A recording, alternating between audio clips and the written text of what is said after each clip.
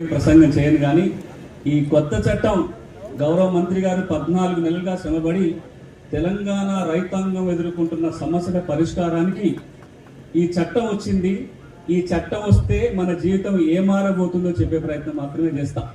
చాలా వేదికలలో గౌరవ రెవెన్యూ మంత్రి గారు చెప్తూ వస్తున్నారు, మేము ఒక గొప్ప చట్టం తయారు చేస్తున్నాము, ఈ చట్టం దేశానికి ఆదర్శంగా నిలుస్తుంది, తెలంగాణ రైతాంగం ఎదుర్కొంటున్న ప్రతి సమస్యకి ఈ చట్టం పరిష్కారం చూపుతుంది.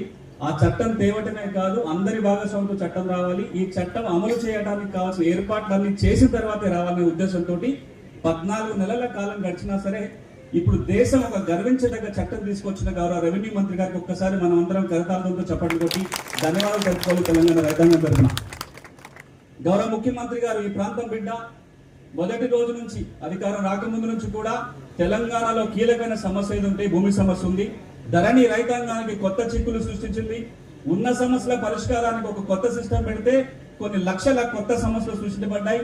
రైతులు కోట్లకు వెళ్లాల్సిన పరిస్థితి, భూములు కోల్పోవాల్సిన పరిస్థితి ఉందని చెప్పి నేను అధికారానికి రాగానే ధరణిని బంగాళాఖాతంలో వేస్తాన్నాడు, ధరణి సంస్కరిస్తాన్నారు. వారి మాట నిలబెట్టుకుంటూ ఈ రోజున ధరణి స్థానంలో ఒక కొత్త భూభారతి పోర్టల్ కొత్త చట్టం వస్తుంది.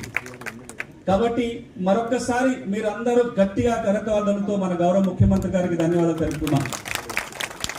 ఇప్పుడు ఏమవుతుంది, ఈ చట్టం వస్తే 3 ముక్కలు చెప్పే ప్రయత్నం చేస్తా. ఈ రోజున మనం అందరం కూడా భూమి ఉండి కూడా ధరణికి ఎక్కలేదనో, ధరణికి ఎక్కింది కానీ అలా సర్వే నెంబర్ మిస్ అయింది, ఎకరం ఉంటే అరెకరం ఎక్కించారు, పట్టా భూమి ప్రభుత్వ భూమి అని రాశారు. ఇట్లా రకరకాల సమస్యలతోటి ఇబ్బంది పడుతూ ఉంటే 33 రకాల మోడల్స్ ధరణిలో ఉన్నాయి. మనం కంప్యూటర్ సెంటర్కి పోవాలి, దరఖాస్తు పెట్టాలి, 1000 రూపాయలు ఫీజు కట్టాలి. ఆ దరఖాస్తు గౌరవ మంత్రి గారు ఛార్జ్ తీసుకునేంత వరకు కూడా జిల్లా కలెక్టర్లకి, సిసిఎల్ గారికి మాత్రమే అధికారం ఉండేది.